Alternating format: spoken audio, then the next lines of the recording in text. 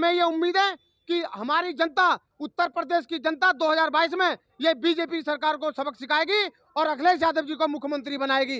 तभी उत्तर प्रदेश आगे बढ़ेगा और खुशहाली की राह पे चलेगा।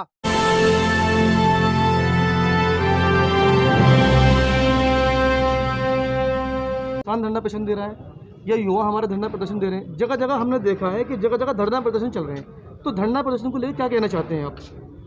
जब बेरोजगारी होगी तो युवा तो धरना प्रदर्शन पे बैठेंगे ना। पहले किसान बैठे हुए थे तो उन्होंने तो बहुत संघर्ष किया। अगर हमारे पढ़े लिखे जो युवा है अगर वो भी रोड पे आ जाए तो बहुत कुछ हो सकता है। और सरकार को ये नौकरी भी देनी पड़ेगी। सरकार किसी की भी हो, प्रजातंत्र सबसे आगे है। जनता के हाथ में सब कुछ है। अगर ये पढ़े लिखे लोग आज अंदर ना बैठे होते ना, किसानों की तरह रोड पे होते, तो ये सब कुछ जो प्राइवेट किया है ना, ये कभी प्राइवेट नहीं होता और बेरोज़गारी भी नहीं बढ़ती। ये जो जितना भी प्राइवेटेशन हो रहा है इसी की वजह से बेरोज़गारी बढ़ी है। तो मैं तो ये चाहूँगी जितने भी युवा है और जो ये कहते कि हमें काम चाहिए, काम कैसे चाहिए?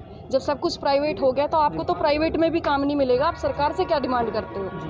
तो इसलिए मैं तो युवाओं से एक आग्रह करूंगी कि जैसे किसानों ने अपनी आवाज़ उठाई है, आप पढ़े लिखे होकर क्यों नहीं आप आवाज़ उठाते हो? आप सोशल मीडिया के माध्यम से आवाज़ उठाओ, आप कॉलेज में आवाज़ उठाओ, आप छोटे छोटे ग्रुप बना के आवाज़ उठाओ, क्यों नहीं उठाते हो? अगर किसानों की मांगे पूरी हो सकती तो जवानों की मांगे पूरी नहीं हो सकती। तो मैम लगातार 1 महीने से धरना प्रदर्शन दे रहे थे यहाँ पर युवा, कम से कम हज़ारों की तादाद में युवा थे। मैंने देखा था ग्रेटर नोएडा में एक हायर कंपनी का नया प्लांट खुला है, वहाँ पर हज़ारों की तादाद में किसान भी थे और युवा भी थे। वो लोग कई दिनों से सड़कों पर बैठे कि उनको रोजगार मिल सके। तो सरकार वादे करती है गवर्नमेंट नौकरी देने की, सरकारी नौकरी तो बहुत दूर, यहाँ पर तो क्षेत्र में कंपनी होने के बाद प्राइवेट नौकरी भी नहीं मिल रही है। तो इस पर क्या कहना चाहते हैं आप? नहीं मिलेगी, सब कुछ प्राइवेट कर दिया है और नौकरी उन्हीं को मिलेगी जो वहाँ पे आका बन के बैठे हैं। उन्हीं के लोगों को नौकरी दी जाएगी। जो हमारा युवा है, जो पढ़ा लिखा है, वो ऐसे ही घूमता रहेगा। अगर अभी नहीं जागा तो फिर कभी नहीं जाग पाएगा। ये चुनाव निकल जाएगा और सब चिल्लाते रह जाएंगे।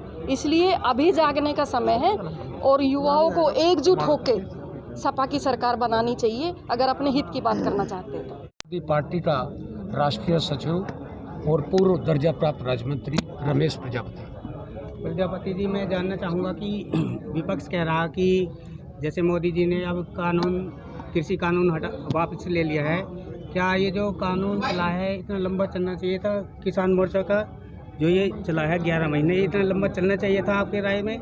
इसके क्या विचार हैं? देखिए, बात जो कृषि कानूनों की है, आज लगभग 1 साल होने को था जी। 11 महीने हो चुके हैं। 11 महीने हो चुके हैं। जो किसान आंदोलन था, ये आंदोलन किसानों को गुलाम बना देता।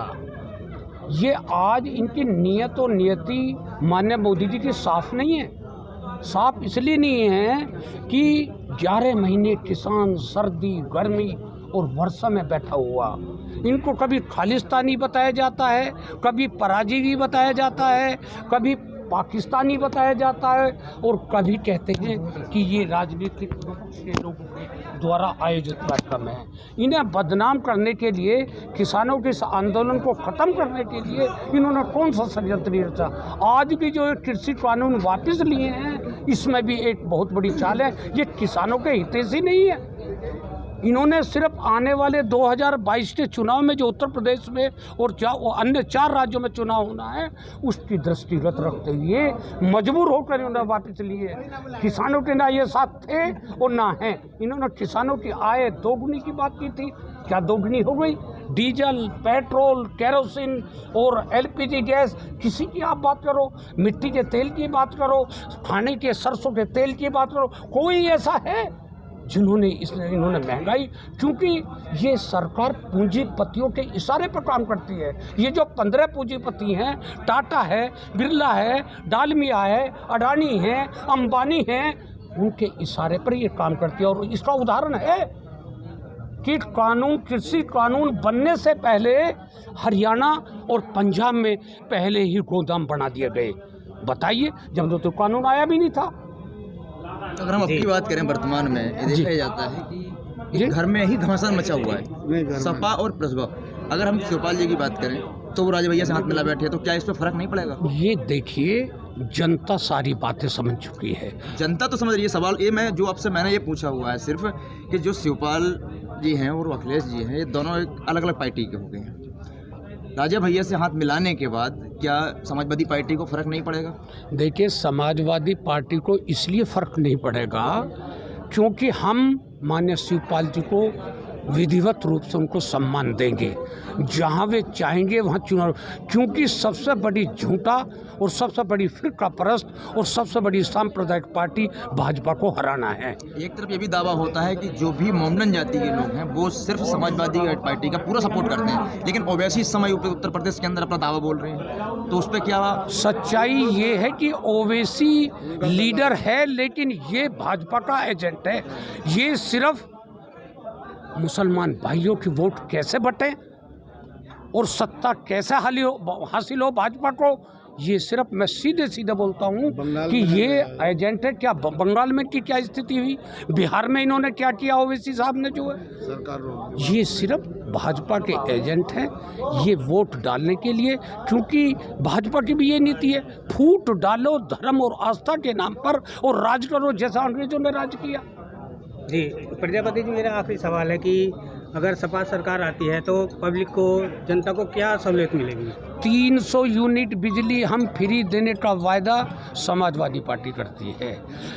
जो पुल हैं, जो विद्यालय हैं, स्वास्थ्य है, मेट्रो रेल है, ये जितनी भी आम जन सुविधाएं की बातें हैं वो पहले भी किया था 2012 में और हम अब भी करेंगे। चाहे बुंदेलखंड की बात हो, चाहे रोहिलखंड की बात हो, चाहे पूरब की बात हो, चाहे पश्चिम की बात हो, हम सब बराबरी का हक है और उनके हितों के लिए जो भी विकास की योजनाएं हैं समाजवादी पार्टी करेगी। और हमें पूर्ण विश्वास है, चारों तरफ हाहाकार मचा है इस भाजपा की, जो महंगाई है, जो बेरोजगारी है, उसके आधार पर सब लोग 2022 में बैठे हैं कि ईवीएम मशीन कब सामने आए और हम कब साइकिल पर वोट देकर इस भाजपा का सफाया करें। प्रदेश के अध्यक्ष यहाँ पे मौजूद हैं। जी जी। और आप लोग उनके समर्थन में, जी जी जी, समाजवादी पार्टी के आप कार्यकर्ता हैं। जी जी जी। क्या योजनाएं हैं आपकी 2022 के चुनाव की लेकर, और जिस तरीके से जगह जगह दौड़ा हो रहे हैं और रैलियां हो रही हैं, जी जी, उसको लेकर क्या कहना होगा? देखिए, सच्चाई तो ये है कि एक उत्तर प्रदेश में एक आदरणीय अखिलेश यादव जी का एक ऐसा चेहरा है जो अलग अलग योजनाओं का, जैसे किसानों के लिए मंडियों का या गन्ने का भुगतान या किसानों की जितनी भी समस्याएं हैं उनका समाधान आदरणीय अखिलेश यादव जी ही कर सकते हैं। ये मैं दावे के साथ कह सकता हूँ। जितना काम उत्तर प्रदेश में आदरणीय अखिलेश यादव मुख्यमंत्री जी ने कर दिया, मैं समझता हूँ आने वाली 50-100 साल भी कोई मुख्यमंत्री नहीं कर पाएगा। मैं अपने दावे के साथ कह सकता हूँ ये। तो क्या क्या तैयारी है आपकी, किस तरीके से आप? देखिए, तैयारी है जो भाजपा का ये प्रोपगंडा है, ये भाजपा बहला फुसलाकर झूठ बोलकर जनता को बरगलाने में लगी हुई है। हम उसके लिए बराबर लड़ाई लड़ रहे हैं, उत्तर प्रदेश में बराबर संघर्ष कर रहे हैं। आदरणीय अखिलेश यादव जी का संघर्ष जारी है, आदरणीय नरेश उत्तम पटेल समाजवादी पार्टी के प्रदेश अध्यक्ष जी का भी संघर्ष जारी है।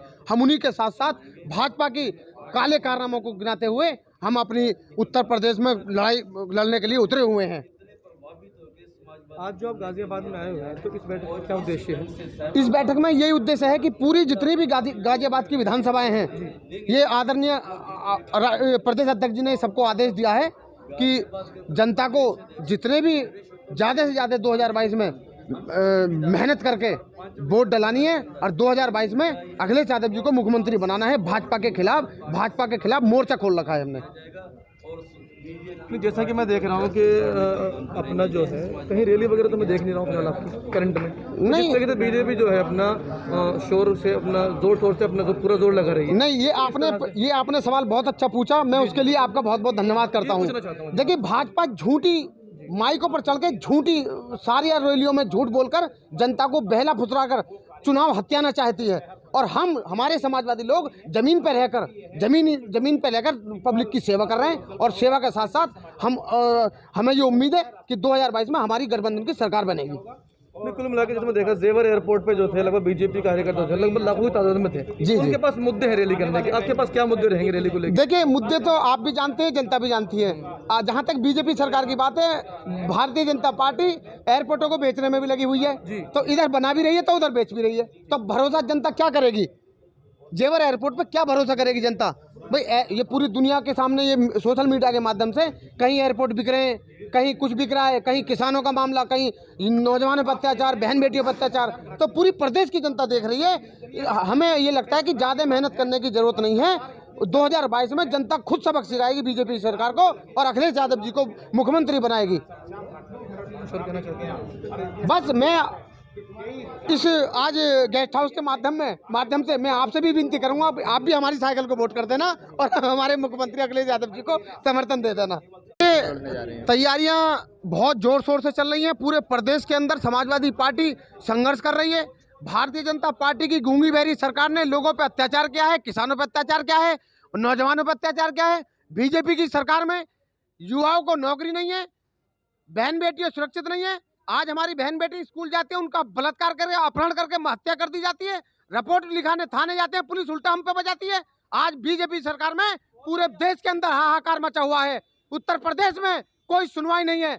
अगर हमें ये उम्मीद है कि हमारी जनता, उत्तर प्रदेश की जनता 2022 में ये बीजेपी सरकार को सबक सिखाएगी और अखिलेश यादव जी को मुख्यमंत्री बनाएगी। तभी उत्तर प्रदेश आगे बढ़ेगा और खुशहाली की राह पे चलेगा। ऐसी ही बड़ी खबरों को देखने के लिए जुड़े रहिए हमारे साथ न्यूज़ टाइम भारत।